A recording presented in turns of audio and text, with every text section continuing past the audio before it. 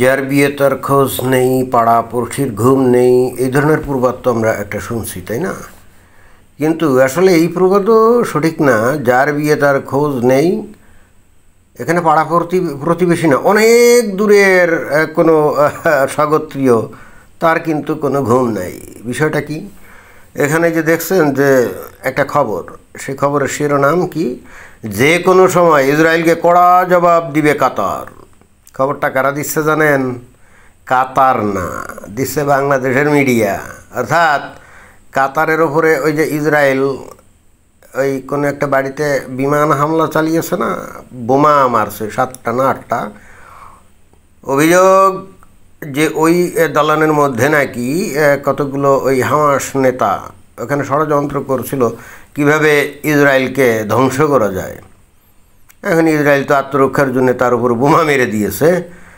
এখন এটা তো বলা বাহুল্য, কাতারের ওপরে যেহেতু ঘটনাটা ঘটছে, তাহলে এটা তো কাতারের স্বাধীনতা সার্বভৌমত্বের একটা হুমকি। অর্থাৎ স্বাভাবিকভাবে আমরা ধরে নিতে পারি যে কাতার হয়তো পাল্টা মার দিতে পারে ইসরায়েলের উপরে, তাই না? কিন্তু বাস্তবে কাতার কিন্তু এই ধরনের কোনো কথাবার্তা বলে আমরা কোনো আন্তর্জাতিক খবরে শুনি নাই।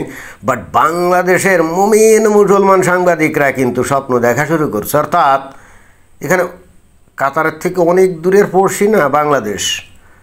কাতারের আশেপাশে পড়শি কারা? সৌদি আরব, কুয়েত, তারপরে আবুধাবি, দুবাই, বাহরাইন, এরাই তো।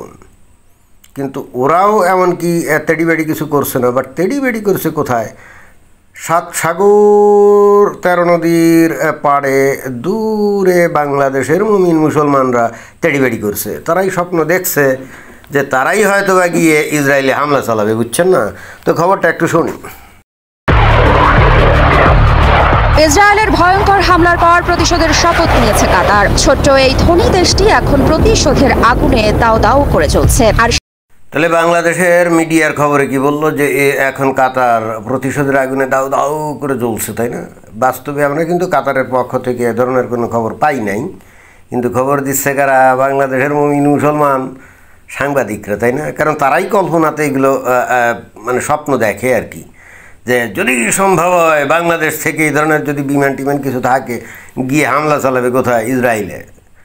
এবং বস্তুত তাদের নিজেদের স্বপ্নের এই কাল্পনিক কাহিনী বা গল্পটা তারা কাতারের উপরে চালিয়ে দিচ্ছে।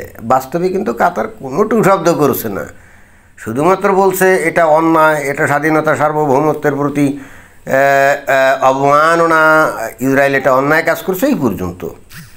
কিন্তু তারা যে প্রতিশোধের আগুনে দাউ দাউ করে জ্বলছে এবং বলছে যে আমরা এটার প্রতিশোধ নেব, কেউ এই পর্যন্ত ইন্টারন্যাশনাল কোনো মিডিয়াতে এই খবর টবর আপনারা পেয়েছেন না? পান নাই।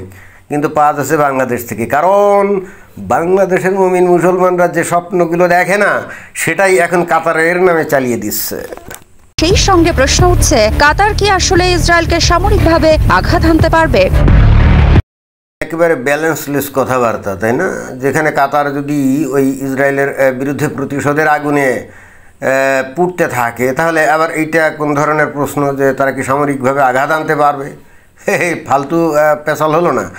আরে সামরিকভাবে আঘাত আনার ক্ষমতা থাকলেই সে না প্রতিশোধ নিয়ে আগুনে পুড়তে থাকে মানুষ, তাই না?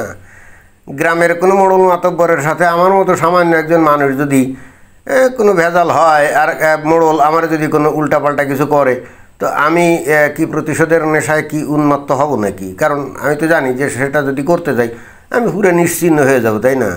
তো এখানে ইসরায়েল আর কাতারের মধ্যে বিষয়টা তাই না। এখানে ইসরায়েল তো শুধুমাত্র ইসরায়েল না, সেটা আমেরিকাও। ইসরায়েলকে আক্রমণ করার মানে হচ্ছে কিন্তু আমেরিকাকেও আক্রমণ করা, তাই না? আর আমি যদি তর্কের খাতিরে আমেরিকাকে সাইড আউট করেও দেই, শুধুমাত্র ইসরায়েলকেও যদি এই কাতার আঘাত হানার স্বপ্ন দেখে, আমি জানি সেটা দেখে না, কল্পনাতেও আনে না, কারণ জানে যে তার পরিণতি কত ভয়ঙ্কর। অর্থাৎ এই ধরনের কোনো স্বপ্ন তারা দেখে না। যাই হোক, বাংলাদেশের মুমিন মুসলমানরা তো দেখে, তাই না? কারণ ইসরায়েলকে তারা মনে করে তাদের ধর্মীয় শত্রু ইহুদি। তারা তো ছোটোবেলা থেকেই ইহুদিদেরকে ঘৃণা করা শিখছে, তাই না? এখন বড় হওয়ার পরেও, এই জিওপলিটিক্স জানার পরেও, এই ইহুদিরা এই দুনিয়াতে কত উন্নত জাতি, এ সমস্ত জানার পরেও তারা তো হিংসায় জ্বলে পুড়ে ছারখার হয়ে যায়।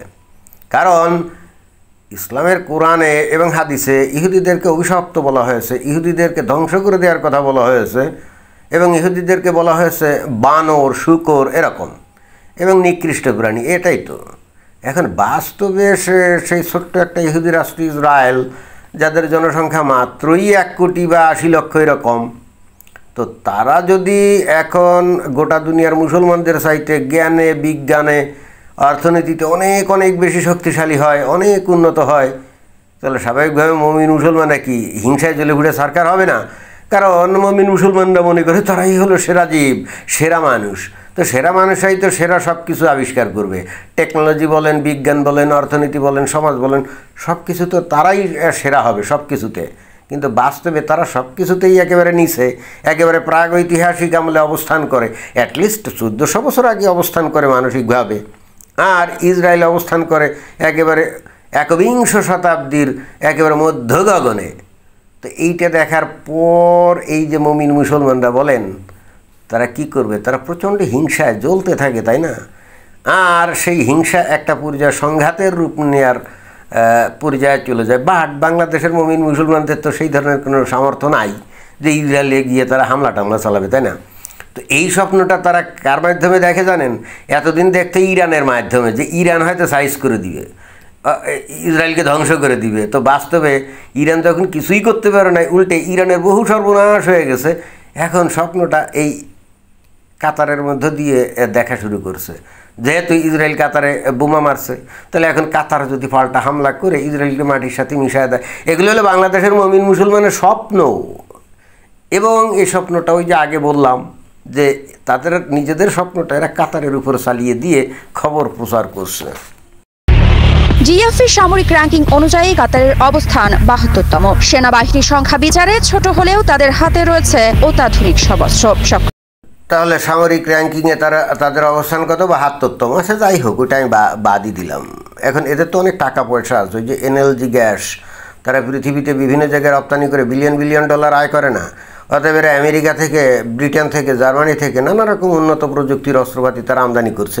কিন্তু সমস্যা কোথায়? সমস্যা হচ্ছে এদের দেশের যে সেনাবাহিনীর লোকজন, এরা তো দক্ষ না।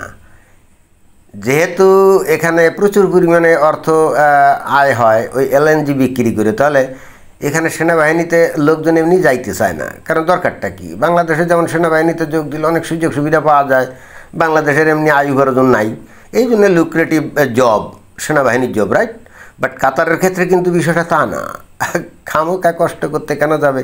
ডেলি সকালে বিকেলে লেফট রাইট দিতে কেন যাবে? এরা যদি ওইগুলো না করেই যদি রঙ্গ তামাশা করার মতো পর্যাপ্ত টাকা পয়সা তারা হাতে পেয়ে যায়, তাহলে তো তারা কষ্ট করতে যাবে না। ফলাফল তাদের সেনাবাহিনী থাকলেও সেগুলো অত্যন্ত অদক্ষ, এবং ওই আমেরিকা বা ইউরোপ থেকে যদি কোনো উন্নত মানের অস্ত্রপাতি পেয়েও থাকে, বিমান পেয়েও থাকে, ট্যাঙ্ক পেয়েও থাকে, মিসাইল পেয়েও থাকে, এগুলো এরা চালাতে পারে না। এটা হলো বাস্তবতা।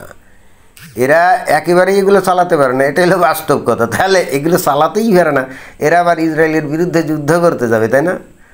এত পাগল মনে হয় না এই কাতারের যে আমির পরিবার আছে, তাই না? কারণ তারা খুব ভালো করেই জানে ইসরায়েলের সাথে লাগতে গেলে ওই যে আমির কি আল থানি না কি জানি, ওই যে দুনিয়ার সমস্ত সন্ত্রাসী, সমস্ত রকম টেরোরিস্টদের ঘাঁটি ওখানে বানিয়ে, এবং একই সঙ্গে আল জাজিরা নামক একটা মিডিয়া তৈরি করে সমস্ত সন্ত্রাসীদের লালন পালন করে এবং পৃথিবীতে ছড়ি ঘুরানোর মানে পায়তারায় আছে।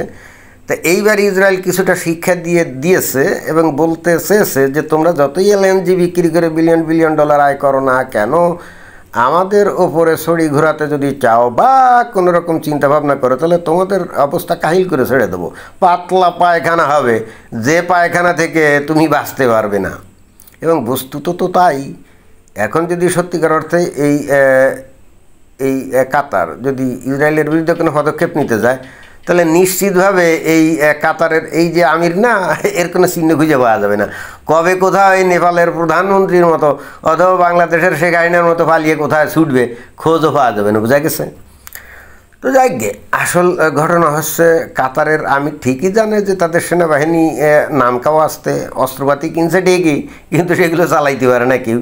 এ ধরনের দক্ষযোগ্য লোক তাদের নাই। অতএব ইসরায়েলের এসে যদি হামাদের ঘাঁটিতে বোমা টোমা মারে, এমনকি এদের রাজপ্রাসাদের উপরে বোমা মারলেও তো এদের করার কিছু ছিল না, তাই না? চিল্লাচিল্লি করতো, আমেরিকারে গিয়ে ধর্না ধরতো যে ভাই ভাই বাঁচাও বাঁচাও। তো তখন আমেরিকা হয়তো ইসরায়েলকে বলতো এই বেটা চুপ কর, আর মারিস না, থাম, পরে দেখা যাবে।